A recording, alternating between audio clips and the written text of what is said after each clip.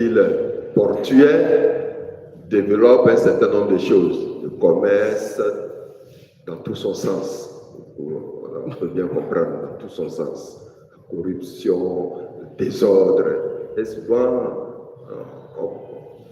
on fait de Capharnaüm d'ailleurs une ville de désordre. Voilà, désordre de tout genre, ce qu'on peut connaître. Voilà. Et c'est dans ce quartier ou dans cette ville que Jésus entre avec ses disciples. Sans doute que, voyant Jésus, peut-être qu'il a entendu parler de lui, voyant Jésus entrer à Capharnaüm, sans doute que ça lui a donné un peu de courage, parce que le centurion est romain.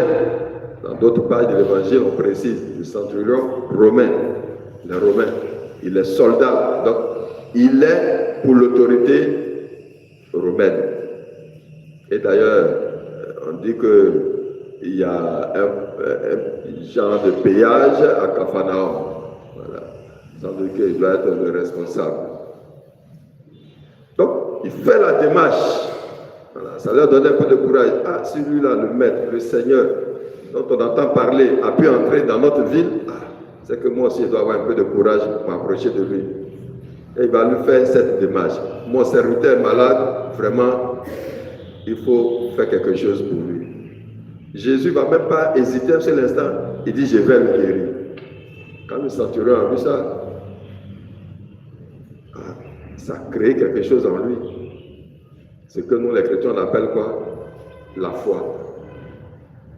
Il dit, ce maître va aller jusqu'à chez moi. C'est vrai, il est rentré à Capharnaüm, mais va aller encore jusqu'à chez moi. Moi, un païen.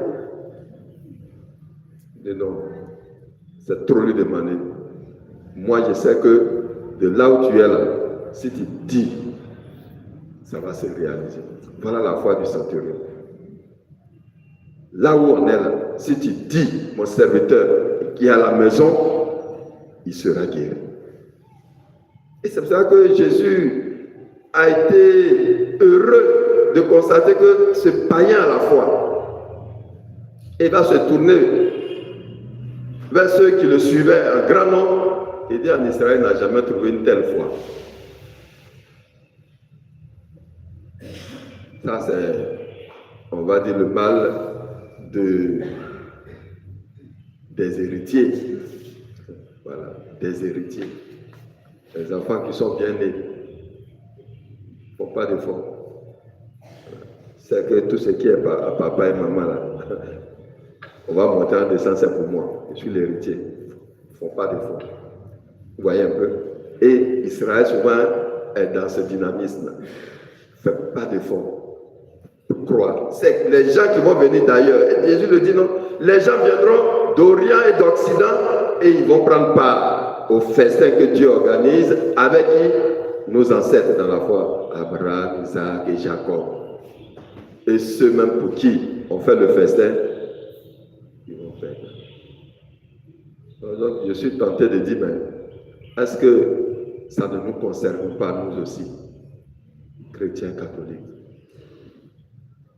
Quelquefois, on vient à l'église, participe même à tous les mouvements, groupes, associations. Quelquefois même, on est dans tous les groupes de prière. On dit, il y a prié à Kourougou, on est là-bas. On dit, il y a prié même hors du pays, même Ghana. Voilà. Ce qu'on voit, on s'en va. Est-ce qu'on a la foi du centurion? Voilà la véritable question que chacun de nous doit pouvoir se poser. Jésus est proche de nous, il entre dans notre histoire, entre dans notre vie, mais on le cherche loin. On ne se dit pas qu'il est proche de nous, il est là, il vient à nous, chaque jour, à travers l'Eucharistie, à travers la parole que nous écoutons, il se fait proche, mais nous on le cherche loin. Est-ce qu'on a la foi? En ce temps de l'avant, justement, l'Église voudrait qu'on ait la foi pour cheminer, que Jésus qui vient naître en nous. Alors donc, frères et sœurs, au cours de cette célébration eucharistique, la seule chose que nous devons demander, c'est la foi du centurion. Et d'ailleurs, tout à l'heure, on va le dire, Seigneur, je ne suis pas digne de te recevoir, mais dis seulement une parole et je serai guéri.